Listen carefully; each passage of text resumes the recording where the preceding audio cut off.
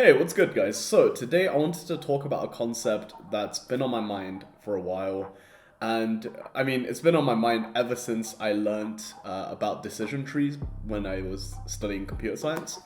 And I just think it's super applicable to life. I want to give you guys kind of like my perspective on it, how it relates to life on a macro scale, and essentially how you can manifest your dream reality through understanding decision trees. So let's get into it. First of all, you gotta understand like what a decision tree actually is. And if you think about life in this way and how to formulate your decisions, I think you're more likely to make higher quality decisions, leading to a better life, allowing you to make more money, I don't know, get more girls, live in a nicer apartment, and have a better lifestyle, right? So a decision tree is essentially just like I think it's a mathematical model of modeling the progression of something, right? So in a decision tree, you have like the decision node, more decision nodes, and then finally like the outcome, right? So the outcomes are just, imagine like the outcomes being, I don't know, when you're like 65, what position you want to be in, or like whatever checkpoint you have in your life you've set for yourself.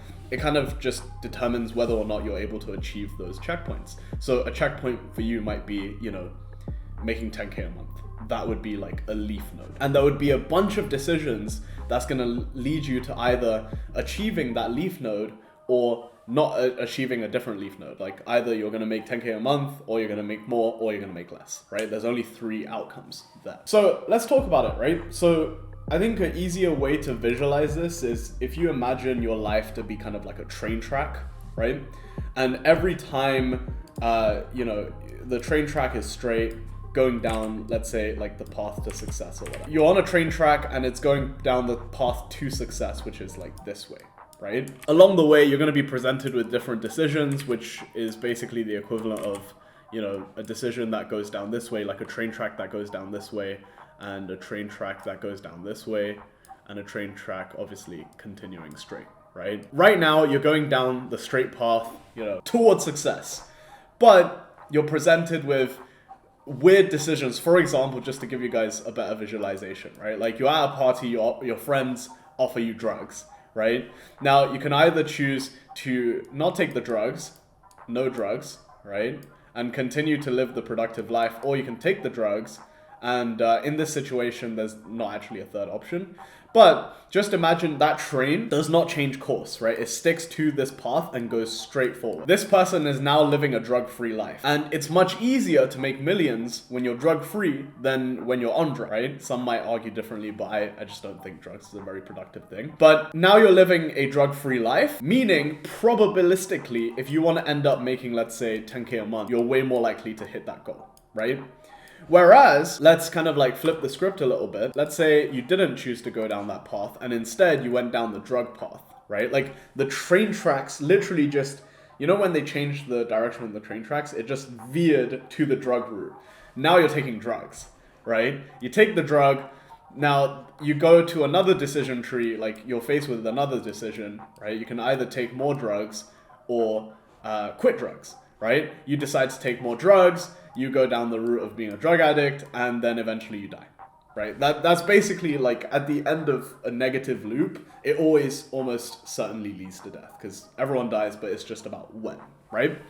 So you choose to take drugs, you die, and essentially in the decision tree, you've just went down like the shittiest path. Now, if you choose to quit drugs, right? Now you're still living a drug-free life and you're positioning yourself onto achieving your goals on whatever the most desirable outcome for your life is. However, in doing this, there's still consequences to your actions, right? You've lost your time, your health is probably not in the best state as it could be, etc., etc. So in life, you're always, if you're just imagining a train, right? Like there's the most ideal way to live life, and then there's like less efficient ways, and then there's like straight up really shit ways to live life. And depending on which choices you make day to day, that's gonna be the decision that lets you compound into whatever reality you are currently living in. Obviously, the thing that this whole kind of model of looking at life doesn't factor in is, like the circumstances that you were born into, right? So for example, if you're born into like absolute poverty, then obviously you're gonna need to make instead of, let's say, 10 decisions, you might need to make like 20 really good ones in a row in order to position yourself in like a really nice scenario later on. But the way to kind of look at this, if you were just to think about it in like a mathematical formula, is you're dealt a percentage likelihood of achieving success, right, when you're born. And then it's multiplied by the quality of decisions that you make, right, which kind of acts as a multiplier.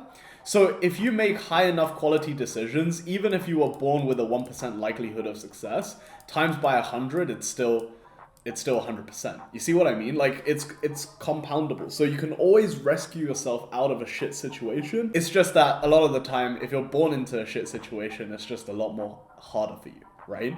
So the amount of decisions, like this multiplier on your decision, needs to be a lot greater in order for you to achieve your goals. Whereas someone with more privilege growing up, they would, instead of needing like, I don't know, 5D, they would only need 2D. Right, 2 times whatever the base quantity of D being, right? Because they compensate with the initial percentage or probability they start with. So I hope this kind of makes sense. And ever since kind of, I think probably like 17, I've been thinking about life kind of like a decision tree. Whenever I have really big life decisions, I try to think, okay, cool. Well, here's the various options I can kind of decide to go down. It's not necessarily about what this option or this option leads to, because, you know, going back to the example of drugs, right? Like if your friend offers you drugs and you choose to take the drugs, but you only choose to take it once, like it's not a big deal.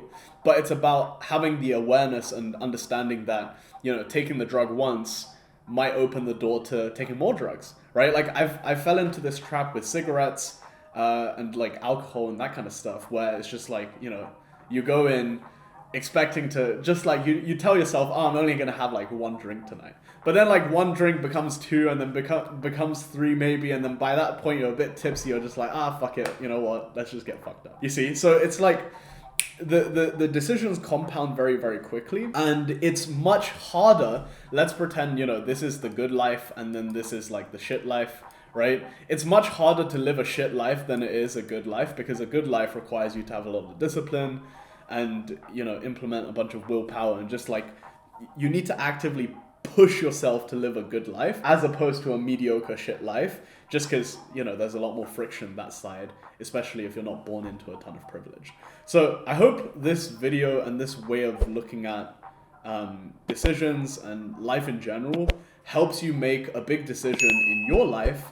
And if it did, feel free to drop a comment. I'm going to be back on the content grind this year. So yeah, I'll try to reply to as many comments as possible, etc. And also feel free to follow me on Instagram.